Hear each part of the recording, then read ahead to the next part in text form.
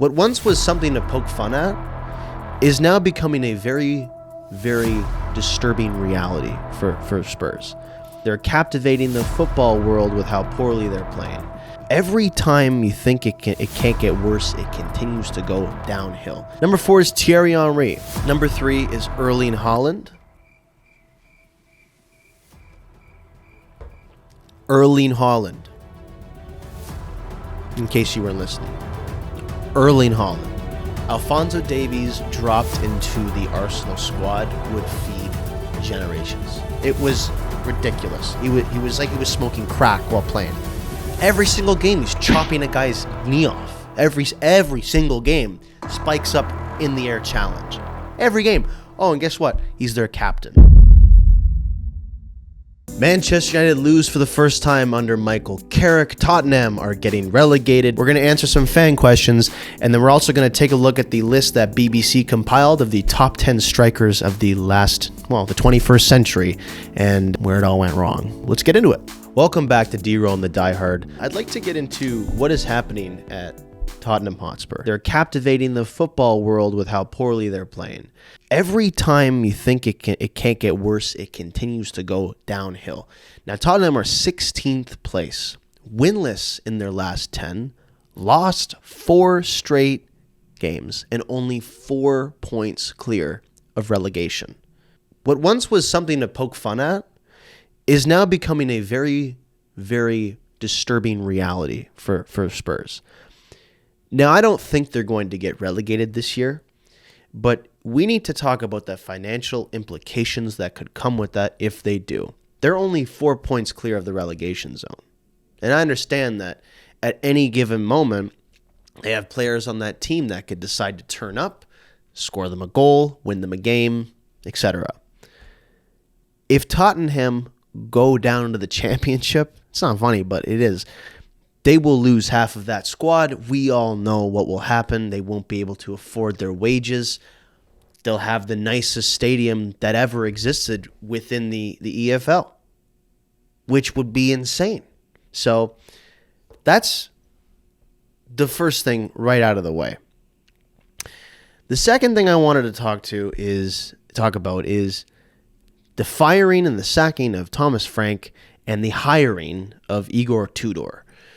I've always liked Thomas Frank. I've always thought he's done a very good job with the resources he was given at Brentford. And I think the natural next step up was a club like Tottenham, is a club like Newcastle, is a club like Aston Villa. Fortunately, the two aforementioned clubs have very good managers already in Eddie Howe and Unai Emery, and they're not going to replace them. So the natural step was Tottenham Hotspur. Obviously, we're sitting here and he's fired and therefore it didn't work out. But they could have gotten somebody a little more fitting for the Prem in that time. And I think everybody knows that Igor Tudor was not that guy to go into Tottenham. I've seen Igor Tudor manage. I've seen him manage at Juventus. I'm not saying he's not a guy you don't want managing your team. But if you have ambitions, offensive ambitions to score a goal, he's most definitely not the guy you want managing your team. But what he said about the club is interesting, and we have to talk about it, because at the end of the day, this is a very journeyed manager. He stepped in for their 4-1 loss at Arsenal and then their 2-1 loss at Fulham, which came in succession. What a disaster. Lose the North London Derby, right into another London Derby where you lose.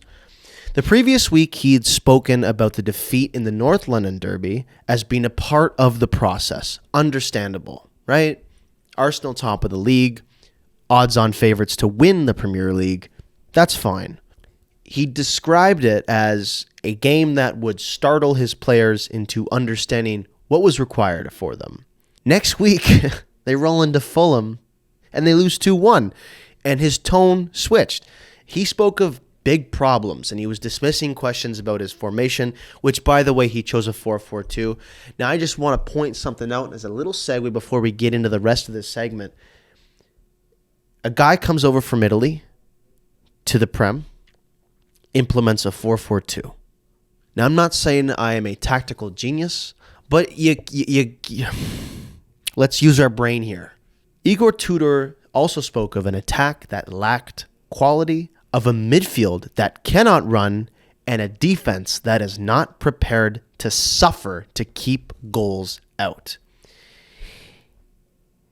He made it fairly explicit that he thinks his players lack the requisite character and pointed out how Fulham were better at reading the game, accusing his players of lacking a brain. Wow. What a way to start off your Tottenham career. I mean, even though he's a placeholder for the next guy, and Daniel Levy would probably have him sacked before the 38-game span, it is a very telling statement.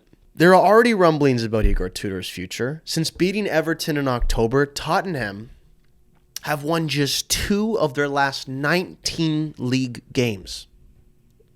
2 wins out of 19 matches. This is it's like Wolves form, except Wolves will beat a big guy. They'll beat a big boy every once in a while. Tottenham can't even compete. So that's half the season in which they have taken 12 points.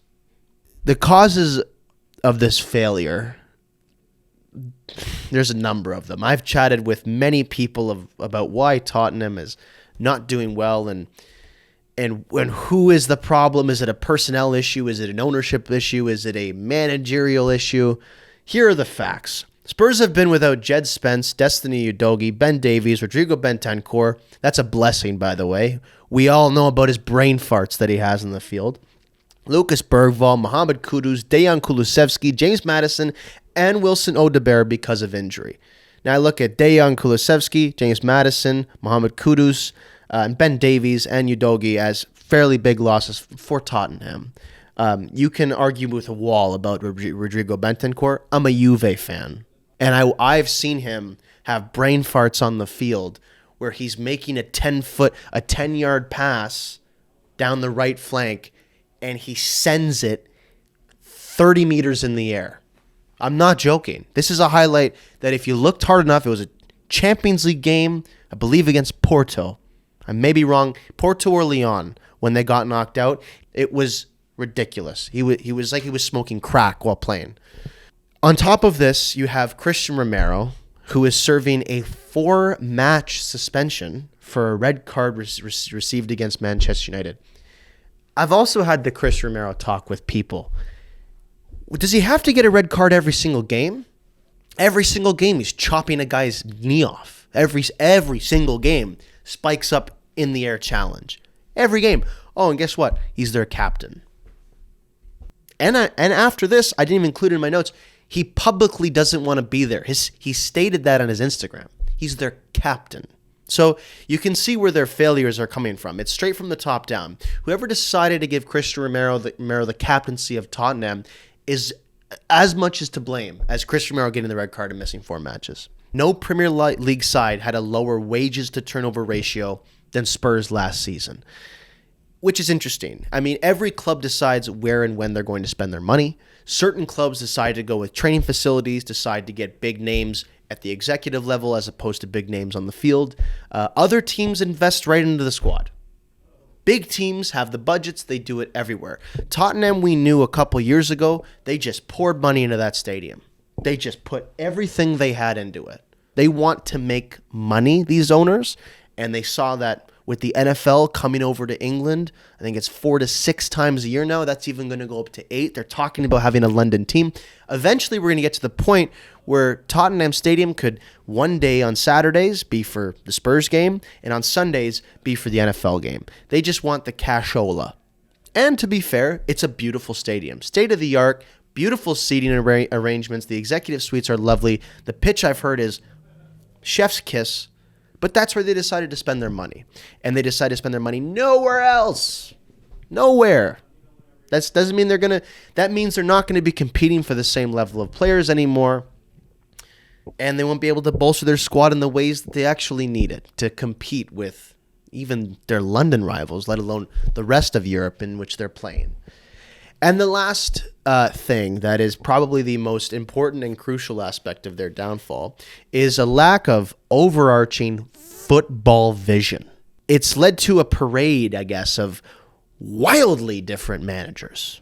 I mean, we're talking about Jose Mourinho to Ange Postecoglou to Antonio Conte to Thomas Frank to Nuno Espirito Santos, and I think that's within the last 4 years or 5 years. I've listed off at least 3 managers that I personally would have stuck with for at least 2 to 3 seasons. Lest we forget that they fired Jose Mourinho, the winner of trophies, the guru of winning big matches, before the cup final. Anyways, they're getting relegated. We can all laugh in the end, but it was fun for a little bit, right? They made a Champions League final. They finished second in the Premier League. They gave Leicester right to the end. They gave Leicester, actually. And then that crazy match against Chelsea, the battle at the bridge. Like, they had a great run. It was great watching them as fans. Moving on, the BBC released a list of their top 10 strikers of the 21st century. Need any further convincing that the English media was insane and full of themselves? Let this be your example. At number 10, Miroslav Klose. Don't mind that at all. If you remember Miroslav Klose in international tournaments, he was automatic 5 goals. Every tournament. Automatic. Never missed. Didn't really hear of him at club level. Played for Lazio. The reason why we all know his name is because every time he showed up at a Euros or a World Cup, the guy would put the round thing in the back of the net all the time. Number 9 is Luis Suarez. Already we're going to have a huge problem. I will publicly say that I strongly dislike Luis Suarez. Over the course of his career, he has proven time and time again that he is not a good human being. He's been involved in racist incidents, and he's bitten several people. Okay? No jokes aside, he's a horrible dude. But he is an unbelievable number 9. And this number 9 should be higher than number 9 on the list by about 5 places. Luis Suarez's dribbling ability, his passing ability, his vision, his ability to read the game was like an attacking midfielder. Except he finished like a number 9 with his feet and his head. And he had the striker instincts. Everybody talks about discussions about how Neymar should have won that 2015 Ballon d'Or. Let me tell you something about Luis Suarez. There's a very strong case that he should have won something there. He won the Golden Boot in that era when Messi and Ronaldo were prime kicking around. Luis Suarez should be higher on this list. And at number 8, he should be higher than Zlatan Ibrahimovic. I love Zlatan. I think he's absolute class. But he does belong on this list. That is true. I 100% agree with that. At number 8, above Suarez, no. At number 7, Karim Benzema. One of the 2 players on this list that won a Ballon d'Or. And he's at number 7. Now, Benzema's a tough one. When you play with Ronaldo your whole career, you're going to be overshadowed. You're going to have to defer. And I think everybody looks at that as a hindrance now. But the fact of the matter is he was the best player in the world. He's probably the best player ever. You're going to defer to him. But we cannot discount the fact that in 2023 or 2, he had one of the best Champions League campaigns I've ever seen in my life. That was their famous year where they won against Man City last minute. They beat Chelsea last minute. They beat PSG last minute. And in every one of those games, Karim Benzema is the guy kicking it into the net. I think as a footballer, he's not fast. He's not overly athletic.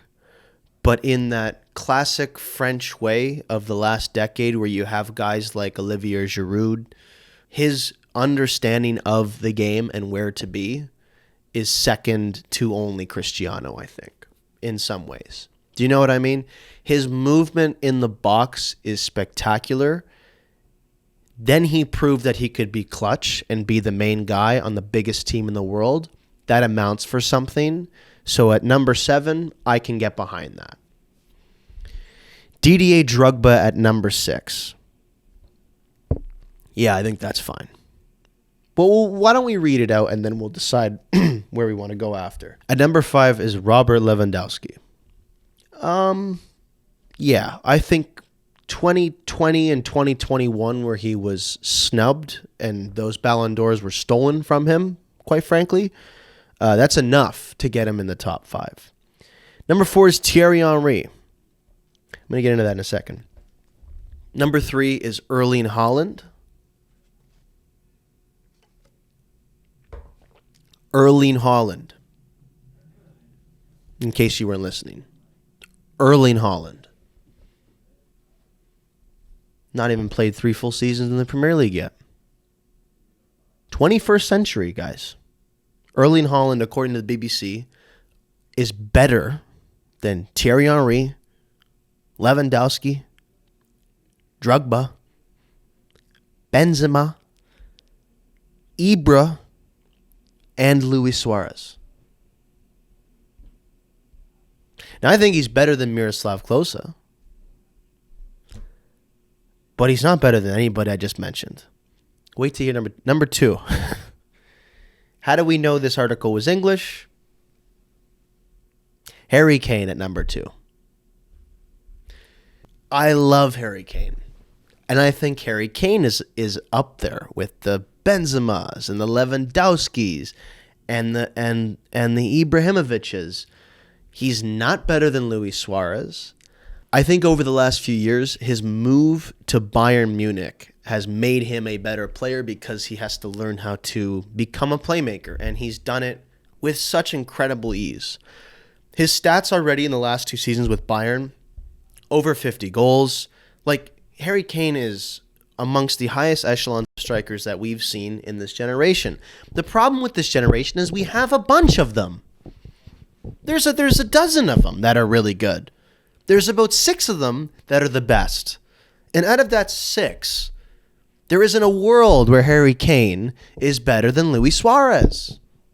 I hate him. I hate Luis Suarez. I don't like Barcelona. But there's not a world where technically passing the ball, dribbling, finishing, maybe in the air, Harry Kane, maybe. Set pieces, would have to look into it, but I doubt it. He's not better than Luis Suarez as a player. I think you'd have a very hard time arguing a full-on Madridista that he's better than Karim Benzema. I think is he better than Drogba? Probably not. Is he better than Lewandowski? Again, very much like for like. He's closing in on Lewandowski's goal record after 2 seasons, so that, I guess, could put him clear. But, we mustn't forget how good Lewa was in 2020 and 2021. In fact, the biggest thing that we're missing here is that every single one of these guys behind him have won more than Harry Kane.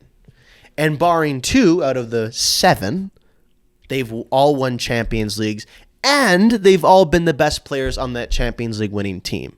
Harry Kane's never done that until last year. He hadn't won squat, which not entirely on him. I saw what happened in the 2019 Champions League final. We all knew he was injured. It's a team sport. But nonetheless, are we joking with Harry Kane? I mean, at number 1 is Ronaldo Nazario. Perfect. They got it right. So what the BBC did was they placed these little bits of truth, like Klose at 10. Nice. To get us on board. Like Drogba at 6. Okay. And then like Ronaldo at 1. But in between all that, it just goes tits up, doesn't it? Yeah, I don't think, if I were to redo this list off the top of my head, I would go Ronaldo Nazario is the best striker of the last 21st century. Thierry Henry is number 2. Right now it's a little harder. I would go Suarez, probably Suarez, Benzema, Drogba, Lewandowski, Ibra, Haaland, Klose. I think that's acceptable. Whatever. Let's move on. We have some fan questions that I wanted to go over quickly that you guys sent in that were very exciting, actually, and they were really good. Some of them were about Canada, the MLS, about European football, World Cup prospects. The first one is, with the World Cup in 2026 approaching, how far can Canada realistically go if the entire squad stays healthy? Realistically go, I love the team. I love the manager. I love the vibe. Seen them play numerous times. It's a fun team, scrappy team, very Canadian team. I would say that given that they're at home and one of the three, if not all three host countries are bound to have a little bit of an injection to go further, I think a quarterfinal would be a huge success. We're going to go to the knockouts. Realistic hopes are you win one knockout, you have a tight game in the round of 16, maybe a matchup against, the Dutch or something, and you lose out, but you play them well. I think a huge success would be a quarterfinal. Is Alphonso Davies already the greatest Canadian men's player ever, or does he still need a major international moment to cement it? He has his moment. He has his moment with the goal against Croatia, I believe it was. I mean, listen, we have a lot of good players. The co-host of this show is a Canadian legend and one of the best Canadian players ever to play the game. So let's put some respect on that first. Secondly, he has his moment. It's not a big, huge, gigantic moment. His resume in Europe, I think his talent overall, I think there's a very real conversation that he is the best player that has played for Canada. But show me something. Go out this tournament and make it your own. Make this team your own. This is his opportunity to really cement that. So to answer your question, he needs that moment to cement it. How big is the impact of Jesse Marsch been on the national team culture compared to previous managers? Massive. Massive. Having spoken with him a couple of times, he is an incredibly charismatic, inspiring individual. He presents a very good understanding of the squad. He has a very good relationship with the players. He's got that dynamic so right, so perfect. And I think that compared to other managers, listen, at the end of the day, managers are people and players are people. You don't dislike someone or you disagree with somebody based on what they play, how they play, what position they play, what his philosophy is, what are his tactics. You disagree with somebody on a very human level in everything. But the way he approaches human relationships within that squad, to me, from what I've seen on the outside, is fantastic. And I think that the players are very well receiving to that. Compared to other managers, which was the point I was going to, I don't know. I mean, it seemed like the players had a good relationship with Herdman. And Herdman was a good manager for that time, and now this is this time. I still think Herdman made an absolutely crucial, critical mistake, letting his emotions get to him in that moment. And I don't blame him for the loss that we endured or the spanking, but he has a big part to play in that. And I think what we're seeing with Jesse Marsch is a more level-headed, calculated guy who has been amongst the biggest people, managers, players in the world, all over Europe and the Premier League, and who is ready to take the challenge and, most importantly, willing to take the challenge. He wants to be in the tough areas. He wants to play tough teams. He wants to be in those moments where adversity is coming your way and we can show that we mean business. So I think the impact of him on the squad has been massive, and I think we're going to see that come the World Cup in the summer. Can the MLS ever become a top 10 league globally, or will the salary cap system always limit it? Yes and no. One of the richest sports soccer organizations in the world, actually, on paper, is TFC, because they're owned by MLSE, who owns every Toronto sports team and decides the fate of our failing teams. Story for another day. With that substantial amount of money and backing, they have a salary cap. And this is what North American sports is, man. So you're going up against, football-wise, you're going up against The Premier League, they'll never be that. They'll never be any of the top 5 leagues in Europe. They'll never be the Portuguese league. They'll never be the Brazilian league. They'll never be the Argentinian league. Liga MX is very, very good league. So all of these leagues are older, better at developing talent, bigger stadiums, more fans, bigger following, and more relevancy within the soccer world. And on top of that, they have no salary cap. I could see them going top 10, sure, after the World Cup, maybe like 4 years from now. But when we're talking about soccer, there will never be an even playing field. A, because of the following and the prestige and the history, and B, because of the salary cap. Simple as. If you could drop one Canadian player into a Champions League contender right now, who would it be and which club would maximize them?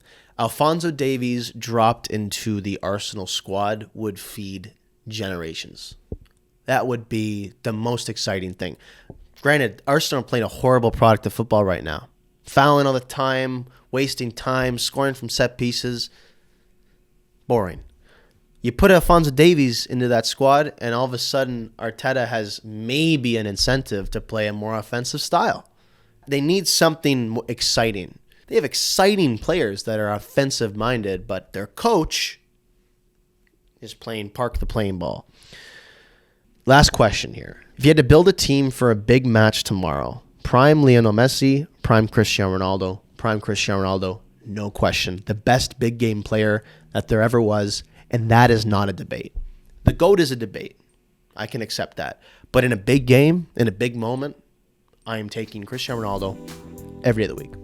All right, guys, thank you so much for listening. Make sure you subscribe to our YouTube channel and give us a like and a rating on our Spotify at Glory Sports Podcast Network. We'll be back next week with the best soccer podcast north of the border, and we have some very exciting news. So make sure you stay tuned, and we'll see you then.